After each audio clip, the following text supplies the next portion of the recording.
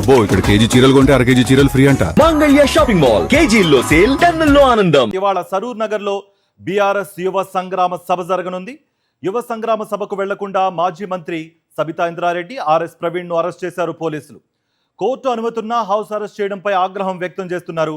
యువ సంగ్రామ సభ దగ్గర భారీగా మోహరించారు పోలీసులు. నిరుద్యోగులను రేవంత్ ప్రభుత్వం నిలువునా ముంచిందంటూ బీఆర్ఎస్ పోరుబాట పట్టింది. మల్కాజ్గిరి కమిషనరేట్లో సరూర్ నగర్ స్టేడియంలో ఉండే మీటింగ్కు ప్రిపేర్ అవుతుంటే ఈరోజు మరి సైబరాబాద్ పోలీసులు ఉదయమే మా ఇంటికి వచ్చి నన్ను హౌస్ అరెస్ట్ చేస్తామంటున్నారు. నిజంగా నాకైతే ఆశ్చర్యంగా ఉంది. గౌరవ తెలంగాణ హైకోర్టు, అదేవిధంగా గౌరవ మల్కాజ్గిరి పోలీస్ కమిషనర్ శ్రీమతి సుమతి గారు, వీళ్ళందరూ ఇన్ రైటింగ్ పర్మిషన్ ఇచ్చిన తర్వాత కూడా మాలాంటి నాయకులను వీళ్ళందరినీ కూడా పోలీసులు అరెస్ట్ చేసి గృహ నిర్బంధంలో ఉంచి ఆ మీటింగ్కు పోకూడదని ఇన్ని కుట్రలు చేస్తున్నారంటే ఇంకా తెలంగాణలో రాజ్యాంగం ఇచ్చిన జీవించే హక్కు కానీ లేకపోతే స్వేచ్ఛగా తిరిగే హక్కు article 19 clause 1 clause A clause B ఈ విధంగా రాజ్యాంగం నుంచి సంక్రమించిన హక్కులకు కూడా మరి ఏమాత్రం కూడా రక్షణ లేకుండా పోయింది.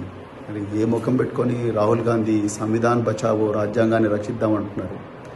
ఆయన శిష్యుడైన రేవంత్ రెడ్డి గారు అదే రాజ్యాంగం ఇచ్చిన హక్కులను కాలరాస్తా ఉన్నారు. సరూర్ నగర్లో మా వర్కింగ్ ప్రెసిడెంట్ కేటీఆర్ గారు ఏ మీటింగ్కి అయితే వస్తున్నారు ముఖ్య అతిథిగా, ఆ మీటింగ్కు నన్ను పోనివ్వకపోతే మాత్రం నేను ఆమరణ నిరాహార దీక్ష చేస్తా ఇంట్లోనే కూర్చొని.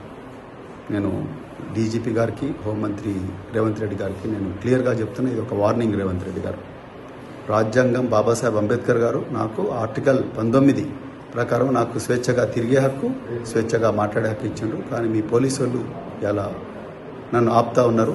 నేను కంటెంప్ట్ ఆఫ్ ద కోర్ట్ వేయడం కాదు, నేను అమర నిరాదీక్ష చేస్తే నన్ను ఆ మీటింగ్ పోనీయకపోతే.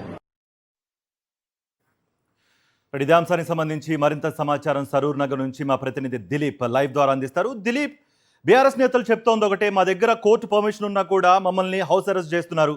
ముఖ్యంగా పోలీసులు హౌస్ అరెస్ట్ చేయడానికి గల కారణాలు ఏం చెప్తున్నారు? అండ్ సభా ప్రాంగణం దగ్గర సిచ్యువేషన్ ఎలా ఉంది?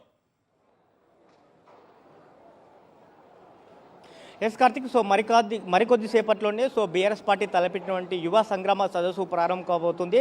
సో మరి ఇప్పటికే పర్మిషన్ ఉన్నప్పటికీ కూడా కొంతమంది బీఆర్ఎస్ నేతలను అరెస్ట్ చేస్తున్న పరిస్థితి కనిపిస్తూ ఉంది. అలాగే అసలు ఈ సంగ్రామ సదస్సు ద్వారా బీఆర్ఎస్ పార్టీ ఏం చెప్పబోతుంది అనేటువంటి విషయాలని అడిగి తెలుసుకునే ప్రయత్నం. మనతో పాటు కార్పొరేషన్ మాజీ చైర్మన్ సతీష్ రెడ్డి గారు. సో చెప్పండి, ఈ యువ సంగ్రామ సదస్సు ద్వారా బీఆర్ఎస్ పార్టీ ఏం చెప్పబోతా ఉంది? ఆ రోజు ఇదే సభలో, ఇదే సరూర్ నగర్ స్టేడియంలో ప్రియాంక గాంధీ గారు ఢిల్లీ నుంచి వచ్చి బీఆర్ఎస్ ప్రభుత్వం నిరుద్యోగులకు ఉద్యోగాలు ఇవ్వట్లేదని నయవంచన నమ్మించి మోసం చేసి, మేము అధికారంలోకి వస్తే 2 లక్షల ఉద్యోగాలు ఇస్తాం, నిరుద్యోగ భృతి ఇస్తాం, అదేవిధంగా జాబ్ క్యాలెండర్ ఇస్తామని చెప్పి మెగా డిఎస్సి ఇస్తాం మొదటి క్యాబినెట్లో అని చెప్పి వాళ్ళని నిరుద్యోగుల్ని మోసం చేసింది కాంగ్రెస్ పార్టీ. ఆ నయవంచనని ఈరోజు ఎత్తి చూపబోతున్నాం. ప్రజలందరికీ కూడా తెలిసే విధంగా వారు చేసిన మోసాన్ని అందరికీ చెప్పే విధంగా నిరుద్యోగులు పెద్ద ఎత్తున దాదాపు 20-30 వేల మంది నిరుద్యోగులు దిల్సుఖ్ నగర్, అశోక్ నగర్, అమీర్పేట నుంచి తరలి వస్తున్నారు. అశోక్ నగర్ చౌరస్తాలో రాహుల్ గాంధీ కూర్చొని నిరుద్యోగులకు మోసం చేసి చెప్పి కాంగ్రెస్ పార్టీని అధికారంలో తేవడానికి నిరుద్యోగులు ప్రధాన పాత్ర పోషించారు. అలాంటి నిరుద్యోగుల్ని ఈరోజు పట్టించుకోకుండా 1,00,000 ఉద్యోగాలు ఇచ్చిన సంవత్సరంలో అంటున్నారు, కానీ 13,000 ఉద్యోగాలు ఇచ్చారని ప్రతి నిరుద్యోగి కూడా చెప్తున్నారు. అవన్నీ కూడా కేసీఆర్ గారు ఇచ్చిన నోటిఫికేషన్లతో వచ్చిన ఉద్యోగాలే. ఒక మంత్రి 50,000 అంటాడు, ఇంకో మంత్రి 70,000 అంటాడు, ఇంకో మంత్రి 1,00,000 ఉద్యోగాలు ఇచ్చినామంటారు, కానీ 13,000 ఉద్యోగాలే ఇచ్చారు. కాబట్టి అలాంటి సభ మేము పెట్టుకుంటుంటే 18 రోజుల నుంచి కనీసం పర్మిషన్ ఇవ్వకుండా మమ్మల్ని నిన్న సాయంత్రం వరకు కూడా మాకు పర్మిషన్ ఇవ్వకపోతే మేము కోర్టుకు పోతే హైకోర్టు మాకు పర్మిషన్ ఇచ్చింది. కాబట్టి ఈరోజు ఇక్కడ మేము నిరుద్యోగ సభ పెడుతున్నాం, యువ సంగ్రామ సదస్సు పెడుతున్నాం. సో కొంతమంది నేతలను కూడా అరెస్ట్ చేస్తున్నారు. సో మాజీ మంత్రి సబితా ఇంద్రారెడ్డిని హౌస్ అరెస్ట్ చేస్తారు. అలాగే మీ party general secretary RS Praveen Kumar కూడా అరెస్ట్ చేస్తారు. సో ఆల్రెడీ పర్మిషన్ కూడా ఎందుకు అరెస్ట్ చేస్తూ ఉన్నారు పోలీసులు? అంటే ఈ సభని ఎట్లయినా జరగకుండా చేయాలి. యువ సంగ్రామ సదస్సు చేస్తే బీఆర్ఎస్ పార్టీకి అటు నిరుద్యోగులు రోడ్ల మీద కాంగ్రెస్ నాయకుల్ని తరిమి కొడతారనే భయం పట్టుకున్నది వాళ్ళకి. ఈ సభ చేయకుండా ఉండాలంటే ఫస్ట్ అనుమతి ఇవ్వకుండా చేయాలని ప్రయత్నం చేశారు. హైకోర్టు అనుమతి ఇచ్చింది. ఇప్పుడు లీడర్లని, నేతలు రాకుండా సబితా ఇంద్రారెడ్డి గారిని హౌస్ అరెస్ట్ చేశారు, ఆర్ఎస్ ప్రవీణ్ కుమార్ గారిని చేశారు, కార్తిక్ రెడ్డిని హౌస్ అరెస్ట్ చేశారు. ఇట్లా మా నాయకులను హౌస్ అరెస్ట్ చేస్తే వాళ్ళు రాకుండా ఉంటే ఈ సభను ఎట్లయినా గందరగోళంగా జరగకుండా చేసే కుట్ర పన్నుతుంది రేవంత్ రెడ్డి ప్రభుత్వం. సో గత బీఆర్ఎస్ పార్టీ ఉన్నప్పుడే సో యువతను పట్టించుకోలేదు, సో ఉద్యోగాలు ఇవ్వలేదు అంటూ కూడా కాంగ్రెస్ పార్టీ ఆరోపణలు చేస్తున్న పరిస్థితి కనిపిస్తూ ఉంది. ఆరోపణలు మాత్రమే చేశారు. మేము 2 లక్షల ఉద్యోగాలు ఇచ్చినామని అసెంబ్లీ వేదికగా మా కేటీఆర్ గారు, హరీష్ రావు గారు చాలా సందర్భాల్లో చూపించారు. ఎన్ని ఉద్యోగాలు ఇచ్చినాం, ఎప్పుడు ఇచ్చినాం నోటిఫికేషన్లు కూడా చూపించారు. వాళ్ళు ఏమి ఇచ్చారు చెప్పండి? రేవంత్ రెడ్డి గారు మొన్న అన్నారు కదా, ఎల్బీ స్టేడియంలో తలలు లెక్కబెట్టి చూపిస్తా 70,000 ఉద్యోగాలు ఇచ్చినామన్నాడు. చూపియండి ఎన్ని ఉన్నాయో. వాళ్ళే అసెంబ్లీలో వాళ్ళే ఇచ్చారు. మేము ఇచ్చింది 13,000 ఉద్యోగాలే, మిగిలిన 50,000 ఉద్యోగాలు కూడా కేసీఆర్ గారి గవర్నమెంట్లో ఇచ్చిన నోటిఫికేషన్లని అసెంబ్లీ వేదికగా సమాధానం చెప్పారు వాళ్ళు అఫీషియల్గా. వాళ్ళు మోసం చేస్తారు, మేం కాదు మోసం చేసిన యువత ఇప్పుడు అర్థం చేసుకుంది.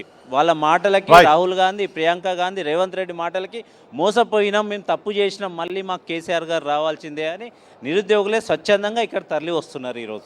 ఎంతమంది నిరుద్యోగులు ఈ సదస్సులో పాల్గొనబోతా ఉన్నారు? దాదాపు 20 నుంచి 30,000 మంది నిరుద్యోగులు దిల్సుఖ్ నగర్లో ఎవరైతే పోలీస్ కోచింగ్ తీసుకుంటున్నారో, అట్లే గ్రూప్ 1, గ్రూప్ 2 కోచింగ్ తీసుకుంటున్న అశోక్ నగర్ నుంచి తరలి వస్తున్నారు, అమీర్పేట నుంచి తరలి వస్తున్నారు, డిఎస్సి కోసం ప్రిపేర్ అవుతున్న వేలాది మంది నిరుద్యోగులు వస్తున్నారు. చాలామంది, ఎందుకంటే ఇప్పటికీ కూడా వాళ్ళు ఒక్కొక్కరు నెలకి 5,000 నుంచి 10,000 ఖర్చు పెట్టుకుంటూ ఇప్పటికీ తల్లిదండ్రుల మీద ఆధారపడి ఉన్నాం.